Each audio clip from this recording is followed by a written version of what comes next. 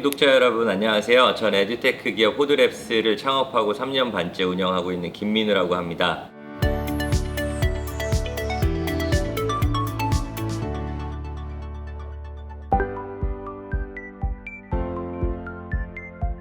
저희는 이제 게임, AI, 그리고 또 메타버스 기술 이런 최첨단 테크놀로지를 이용해서 아이들이 교육을 재밌게 느끼게 할 수 있는 여러 서비스와 제품들을 개발하고 교육 격차 해소에 기여하겠다라는 미션을 가지고 열심히 일하고 있는 스타트업입니다.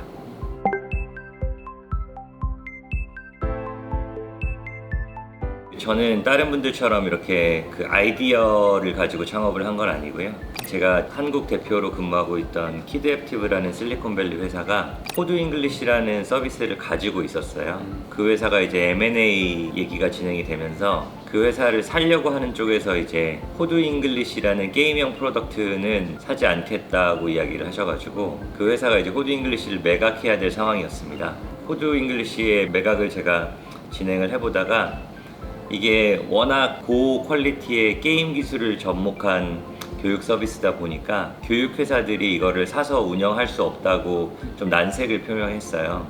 저는 이제 4년 동안 이 서비스를 지켜봐왔기 때문에 너무 아깝다고 생각을 한 거죠. 그래서 이제 그때 제가 경영대학원에서 같은 클래스에 있던 투자 쪽에 있던 친구한테 야, 이거를 내가 해보고 싶다 이렇게 이야기를 하게 됐어요.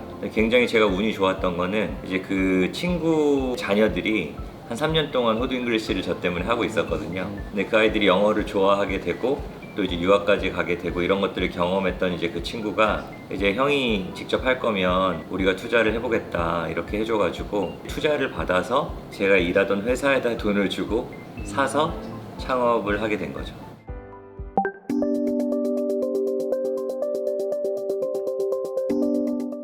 재밌는 이야기가 있는데 100년 전에 의사 하시던 분들을 오늘날의 병원에 데려다 놓으면 절대 진료를 할 수가 없다는 거예요. 그것도 100년 전에 마차를 운전하시던 분을 지금 자동차나 비행기에 태어나도 절대 운전을 할 수 없다. 그런데 100년 전에 수업하시던 선생님을 오늘날 학교에 옮겨놓으면 아무렇지도 않게 수업을 하실 수 있다 이런 얘기가 있거든요.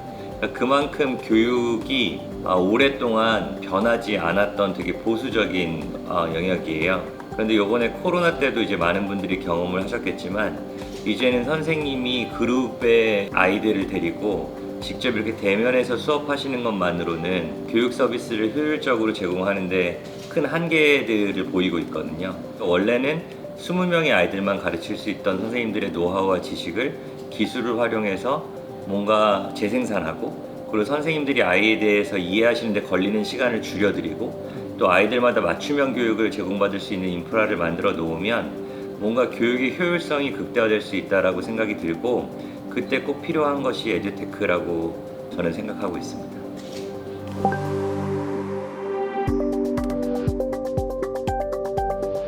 그렇습니다. 그 이제 코로나 때 오히려 교육 격차가 더 벌어졌다라는 말씀들을 많이 하시더라고요. 원래 학교라는 곳에서 그래도 이제 최소한의 교육을 동등하게 제공을 받았었는데 이제 학교가 셧다운이 되니까 학교 밖에서는 이제 경제력이 있는 집 아이들은 다른 방법을 찾아서 교육을 받고 그렇지 못한 아이들은 좀 방치되고 이런 경험들이 많았거든요. 근데 사실은 테크라는 거를 생각해 보시면 테크는 가격을 낮추는데도 큰 기여를 하고 있어요. 옛날에는 고액과외를 정말 과외 선생님을 쓸 수 있는 사람들만 썼었지만 요즘은 이제 동영상 강의라는 걸 통해서 많은 아이들이 스타 강사의 동영상 강의를 볼 수 있고 뭔가 이렇게 에듀테크가 발전되면 발전될수록 아이들한테 고품질의 교육을 더 많은 아이들에게 전달해 줄 수 있는 가능성이 높아질 거라고 저희는 생각을 하고요. 옛날에는 아이의 눈빛과 아이의 성적과 아이의 기분을 보면서 아이의 상태를 진단해야 됐다고 하면은 요즘은 수많은 아이들의 데이터를 비교하면서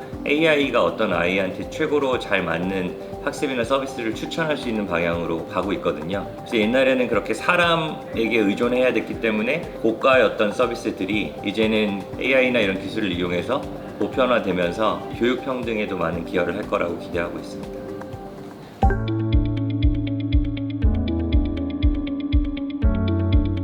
요즘 이제 그 투자자분들을 만나면은 이런 걱정이 제일 많으세요. 이제 코로나 끝났는데 그래도 계속 잘 될 수 있냐 이런 말씀을 많이 하실 때 제가 뭐라고 반문을 하냐 하면은 부장님도 코로나 때 이제 재택근무라는 걸 처음 해보셨는데 요즘 젊은 친구들이 코로나 끝냈다고 재택근무 중단하면 좋아할 것 같냐.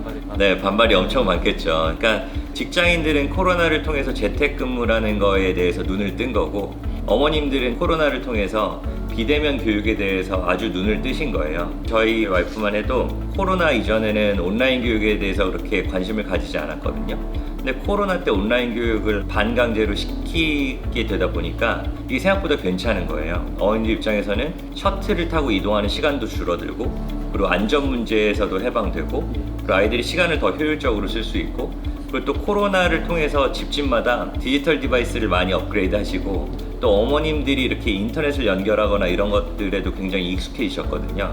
해외 언론에서 코로나 이후에 온라인 교육을 계속 할 거냐라는 질문으로 그 설문조사를 한 결과가 보도된 적이 있는데요. 거기서 75%의 어머님들이 코로나가 끝나더라도 온라인 교육을 계속 하겠다라고 답을 하셨어요. 제가 어머님들을 가끔 만나서 강연을 하게 되면은 제가 어떤 말씀을 드리냐 하면은, 코로나는 변화의 방향을 크게 바꾸지는 않았다. 그런데 코로나는 변화의 속도는 엄청나게 바꿨다, 이 말씀을 드리거든요. 그러니까 저희가 뭐 무인 상점이라든지 아니면 재택근무라든지 비대면 교육이라든지 이런 것들이 없던 것들은 아니었지만 사실 그 방향으로 가고 있었거든요. 근데 그 방향으로 가는 속도가 코로나 때문에 굉장히 가속화가 됐기 때문에 저는 오히려 그 방향 쪽으로의 변화는 더 빠르게 진행될 거라고 생각하고 있습니다.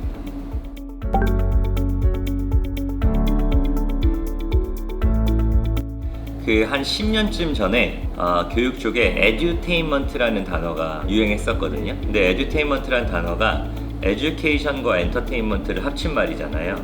그래서 처음에 의도는 뭐냐면, 엄마 눈에는 에듀케이션처럼 보이고 애들 눈에는 엔터테인먼트처럼 보이는 걸 만들고 싶었던 거예요. 근데 실제로 만들어 놓고 나니까 애들 눈에는 여전히 에듀케이션으로 보이고 엄마 눈에 엔터테인먼트로 보이는 게 나와가지고 그게 다 망했거든요. 에듀테인먼트라는 그 주제의 프로젝트들은 거의 다 교육회사들이 오너십을 가지고 진행을 했거든요. 근데 저희 그 베티아 잉글리시와 호두 잉글리시는 최초로 게임 쪽 전문가들이 오너십을 가지고 만든 거예요.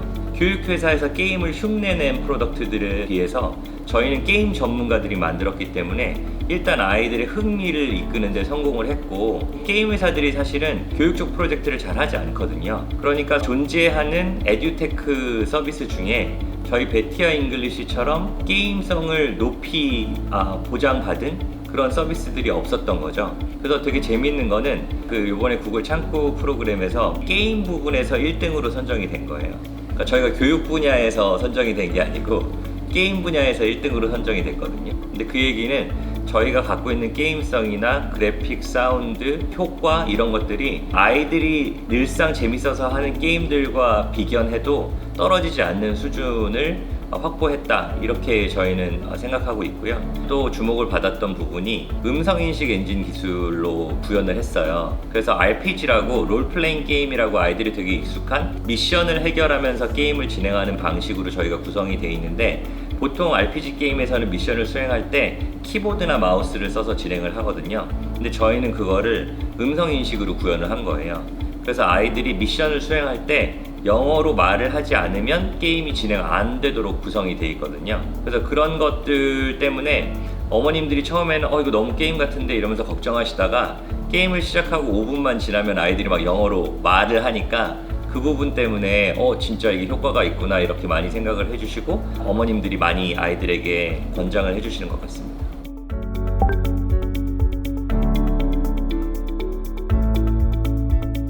저희는 음성인식 엔진을 한국정보통신기술원이랑 공동 개발한 원천 기술을 저희 회사가 가지고 있어요. 저희가 처음에 음성인식을 진행을 할 때는 구글이라든지 애플에서 제공하는 그런 오픈소스 같은 것들을 고민을 했었는데, 이런 글로벌 IT 기업들이 만든 음성인식 기술의 특징은 전화기나 이런 스마트 디바이스에 쓰려고 개발을 했기 때문에 어른들이 기계에 뭔가를 명령할 목적으로 개발이 됐거든요.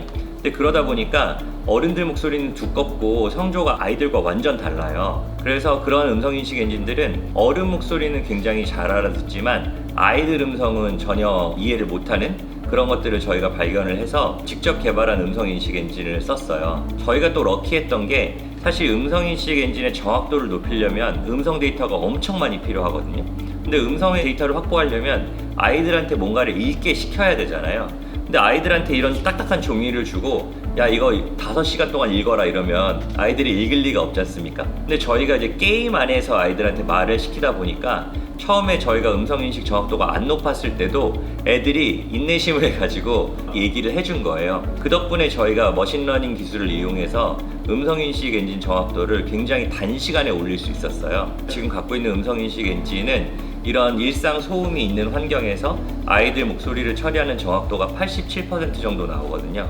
그러니까 굉장히 정확한 수준으로 나오고 있는 거고, 저희가 요번에 이제 닌텐도, 일본 닌텐도에 납품을 할 때도 저희 음성인식 엔진 기술도 같이 납품을 했는데 일본 아이들을 대상으로도 처음부터 높은 정확도가 나왔고, 음성인식 데이터를 이제 일본 아이들 걸 모아서 지금 스터디를 하면서 거기서도 계속 정확도가 높아지고 있는 중입니다.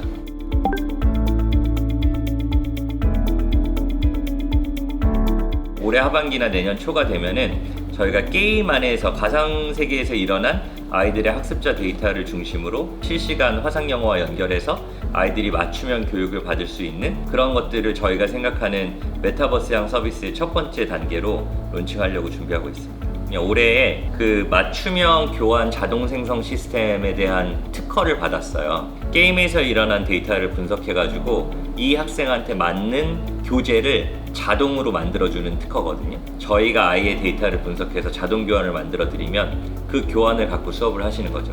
그러니까 선생님은 아이에 대해서 뭔가 직접 분석하시는 게 없는 거고, 이 교환이 이 아이용 교환이니까 이걸로 수업해주세요 하면 그냥 선생님 그 교환 갖고 수업을 해주시면 자동으로 맞춤형 교육이 되는 겁니다.